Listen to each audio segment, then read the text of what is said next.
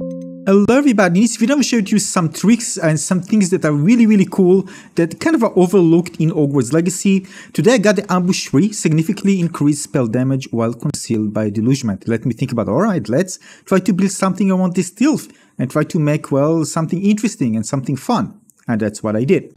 So first of all, some basics, alright?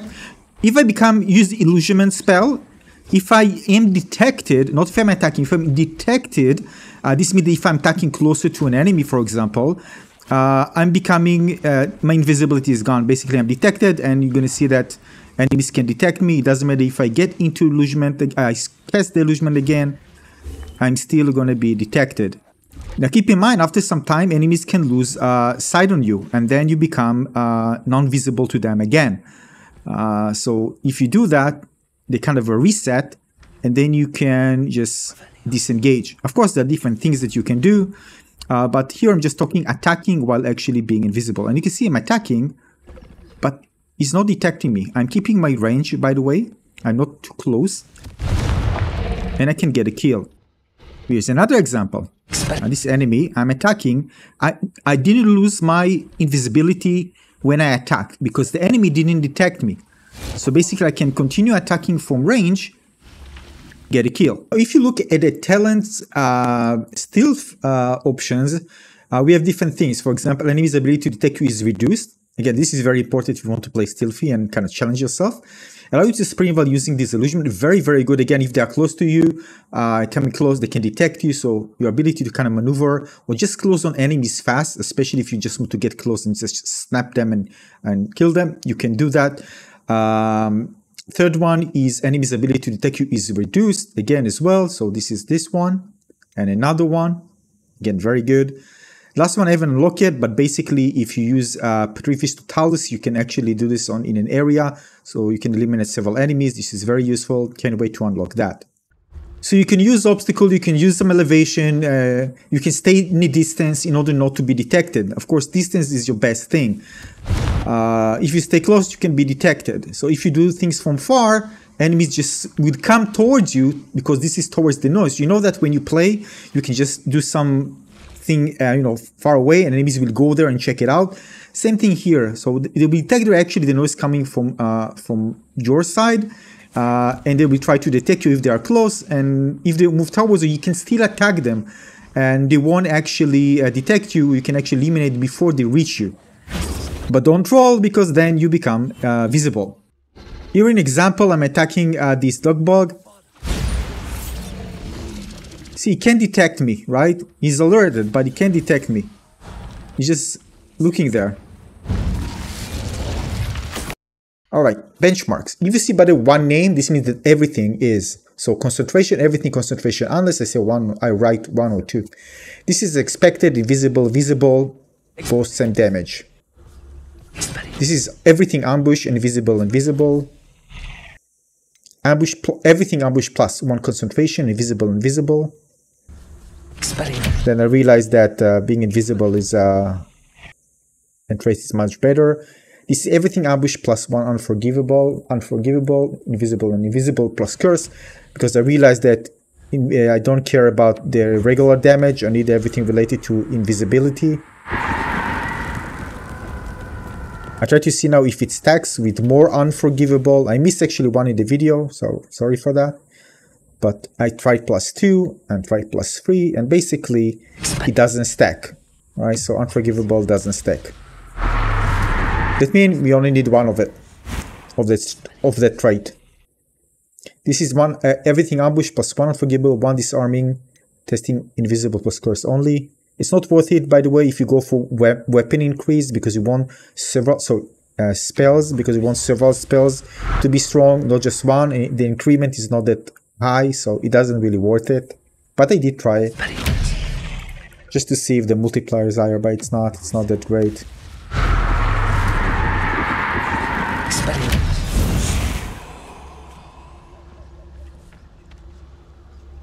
Now this is everything different, not related, plus 1 unforgivable, 1 ambush, and testing invisibility curse to see, by the way, if we need more of the same trait, the stack, whether the stack actually worth it, or just go with different things and that's it.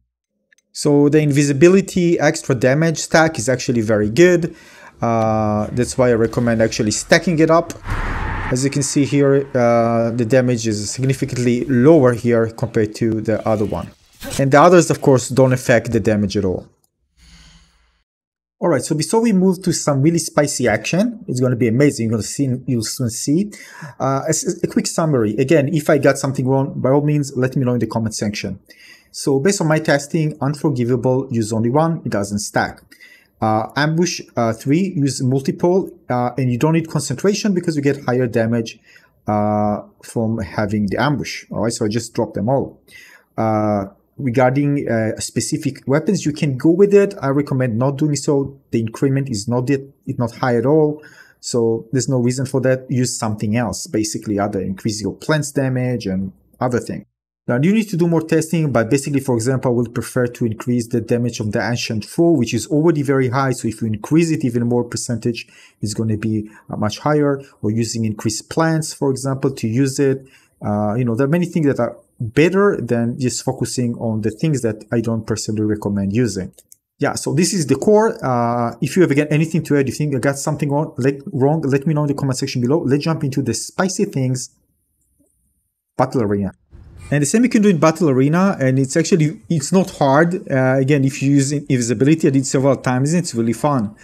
For example, I'm just going to show you a few examples. In this arena, this one eliminate using Avada Kedavra. In the second phase, by the way, you can still attack wolves. Keep in mind, they will come towards you, but you can still attack them. However, I recommend using Imperio. This allows enemies to become your pets. They will actually attack others. They will also curse others as well. However, they become more resilient to damage. But you don't care because you want them to actually attack and survive.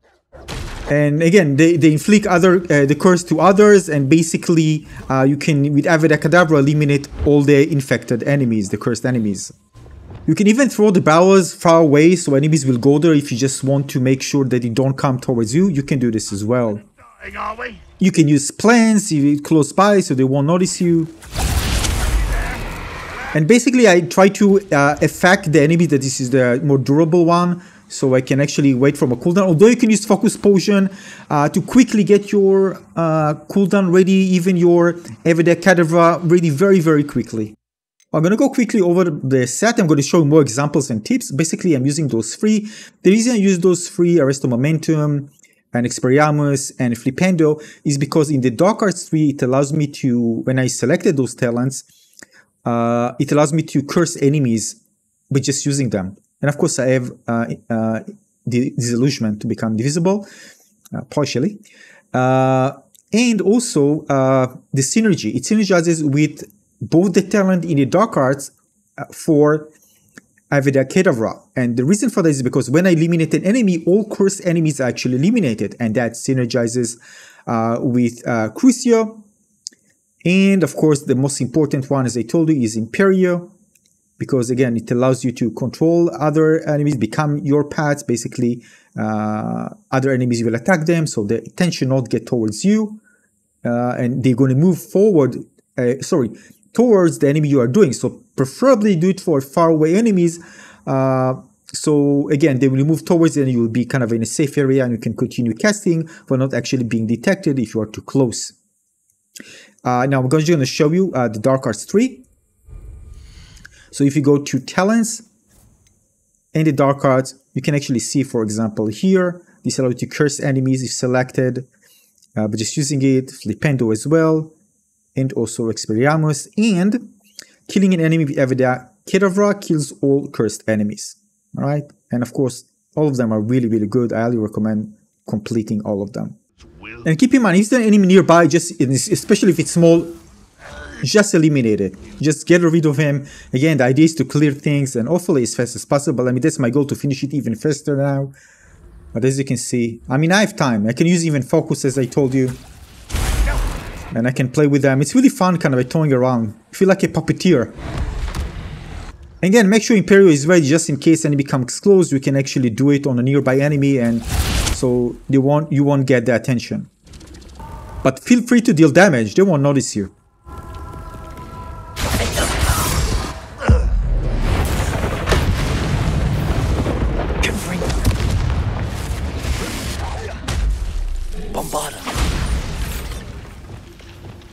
Alright, let's look at more example from this run. Troll. Be careful with the troll. Now he can really deal lots of damage to everybody and you just get attention. I can just go away from there. Just go away, give me time to reposition.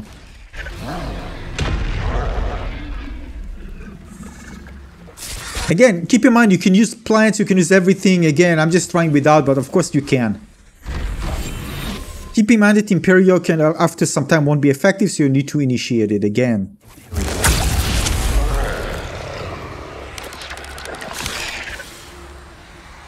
And you have so much time to curse all enemies that you can just curse and just eliminate them with Avada Kedavra.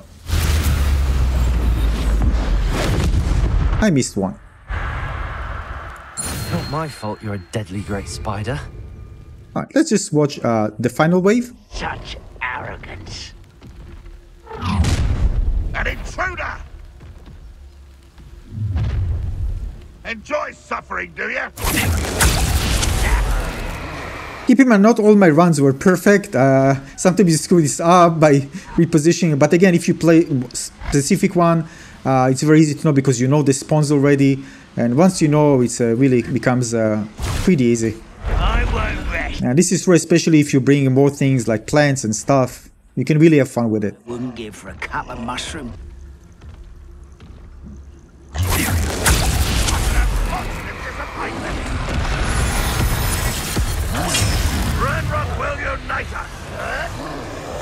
Now the best thing here is to actually curse everybody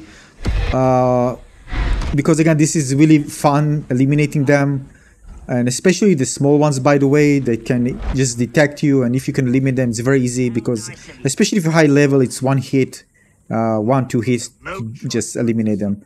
To us. And story short, as you can see, the big dude is fighting for me. When I see this is passive, I'm actually activating it again. And yeah, all this left is just Avada Kedavra to eliminate him. Rest easy, my large friend. Yep. Now keep in mind, again, this is for me just something new and fun. I create my own fun game, so this is something that Battle Arena with stealth gameplay. And again, you can use no mods, again, nothing, just what the game gives me. And next time I'm just going to go and go for the talents, invest more in plants, so you can really have fun with this one as well. I'm still using them, by the way, in few runs, but try to maximize it. It's really fun. Some of them with lots of small enemies. You can just throw the plants and you just smelt everything, especially if you upgrade and become very strong. So it's really fun to watch this. So even I think with the proper build, you can just eliminate everybody with plants. Of course, depends. Some of the bigger ones you need to engage, but overall it's really fun trying to do this in stealth, and I'm really enjoying it. I'm trying to find really cool builds and try to do this as fast as possible as well, which is another challenge for me. You know, just see how fast I can actually do this with the timer. So for me, just I'm putting a challenge, and that's about it. Just a few tips how to add extra fun value to the game, to Hogwarts Legacy, and learn more about stealth and some of the talents and the traits that you can use to amplify it, create even better builds for stealth. Thanks for watching, everybody. Consider leaving a like and subscribe to my channel. More amazing guys are coming, so subscribe. See you on the next one. Cheers.